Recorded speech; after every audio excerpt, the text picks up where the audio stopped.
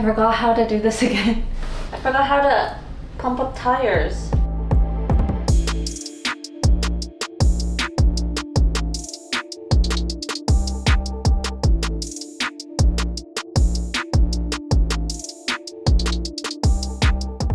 What's up everyone, and welcome back to my channel and Happy New Year! I cannot believe we are kicking off another 70.3 Ironman series. Now, if you're new here, welcome. My name is Emelyn, and last year I trained for my first ever triathlon and first ever 70.3 Ironman, and this year I am doing it again. Now, if you're not familiar with what 70.3 Ironman, it is a triathlon and a long distance one. So it has a 1.9K of swimming, 90 kilometers of biking, and 21.1 kilometers of running, aka a half marathon. So I did my first one back in May, and despite the really shitty weather, I actually had the best time. And since I had so much fun training for and doing the actual race in Victoria, I was like, you know what?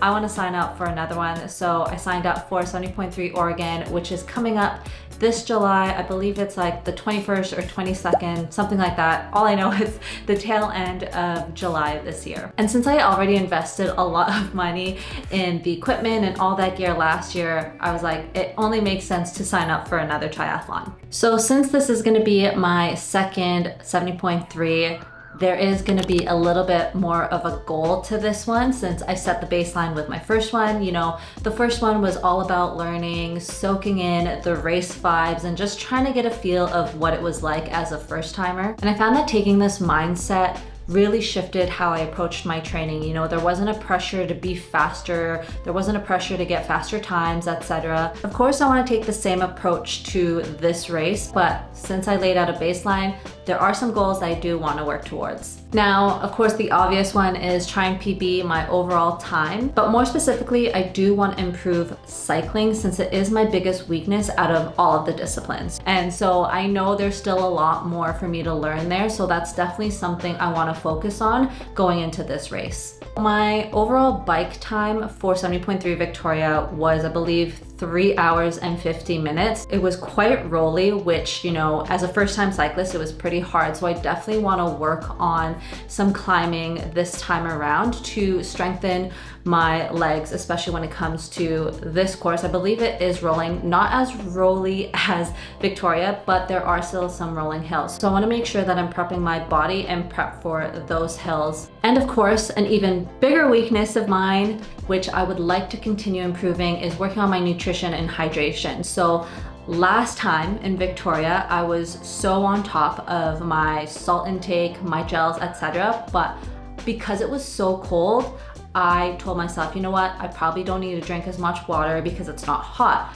However, I didn't take into account that, you know, I'm feeding myself with all this salt and food and carbs that I need something to wash it down. And because I didn't drink enough water, I paid for it during the run so much that I had GI issues. So this is something I want to work on for Oregon, because not only do I want to, you know, avoid the GI issues, but also too, because the race is in the summer, it's going to be a lot hotter. So hydration, salt intake, nutrition is going to be even more important this time around. So this is something I want to hone in during my training and make sure I'm taking the right amount of fluid and nutrition. So that, I have a feeling, is going to be a challenge, but it's definitely one of the goals that I want to work towards in addition to cycling. So in terms of the training plan, last year I decided to not go with a coach just because of mainly budget reasons, and this year it's going to be the same thing. I did find that I did really well with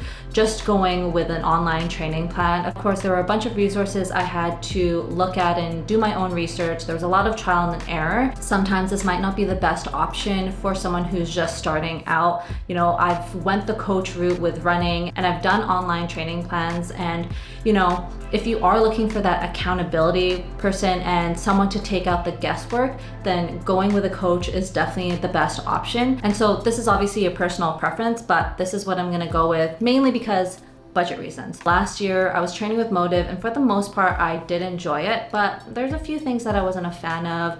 One being the nutrition advice, and then two, I wasn't really a fan of the strength workouts. Three, like I just feel like the cycling workouts weren't the best for me. It wasn't adaptive enough to what I needed as, you know, a beginner cyclist. And so just thinking about my goals and the things that I want to focus on, I did hear a lot of good things about Trainer Road, which is mainly a cycling platform, and how it's helped cyclists get faster and stronger. So this is definitely something I am leaning towards and want to try. I did though, however, hear a lot of cyclists experience burnout because the workouts can be intense, which is very similar to Runna. As I was training for my Chicago marathon, I found Runna's pace targets to be super aggressive, but now with the AI feature that's rolled out, the plans are adaptive in Runna, and I believe this is the same with Trainer Road. They use AI to make their plans adaptive to where the cyclists are currently at, so that way, you know, if the pacing or the workouts are a bit too intense and you can't hit those targets, the plans will adapt to where you're currently at. So that's a feature I'm really enjoying with Runna, and I hope that Trainer Road does the same. So that's also another reason why I'm leaning towards Trainer Road, so that way the plans can adapt to where I'm at. You know, typically if you're with a coach, they do it for you, and when you went with a plan that just had those static targets, it doesn't change. So with this AI feature, hopefully it can be dynamic enough for where, you know, my current levels are at. I noticed Trainer Road does offer triathlon plans.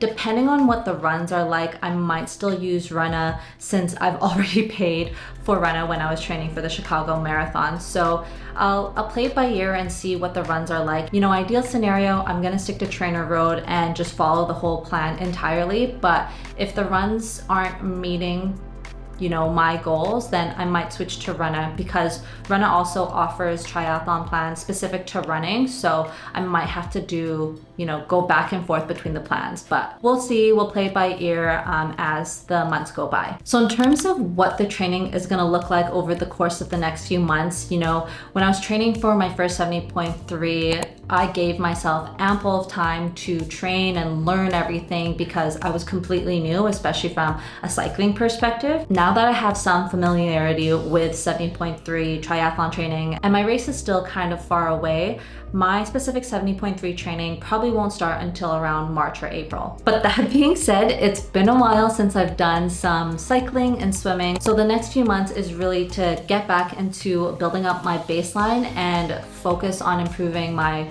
number one, strength, and number two, my technique, because, you know, it's been a while. And by the time March comes around, I can start building on my endurance and focus on more specific 70.3 training. I also still have that High Rocks competition coming up in February. Now, it's not gonna be a huge tax to the body because it is a mixed doubles, but I still wanna prep myself for that race. So the next month is mainly going to be focused on that. My schedule will still very much look like one of what you call a hybrid athlete, with a mix of everything, but likely a big focus on strength and running. Since both lifting and running can be pretty demanding / high impact, I'm hoping, you know, to sprinkle in some swimming and biking, so that way they're a nice complement to my overall workout schedule, since it's more low impact and it'll help build my aerobic base. And let's be real, I need to get back on working on my early morning wake up calls and start building up that courage to go back to the pool. Because if you recall from my last 70.3 training,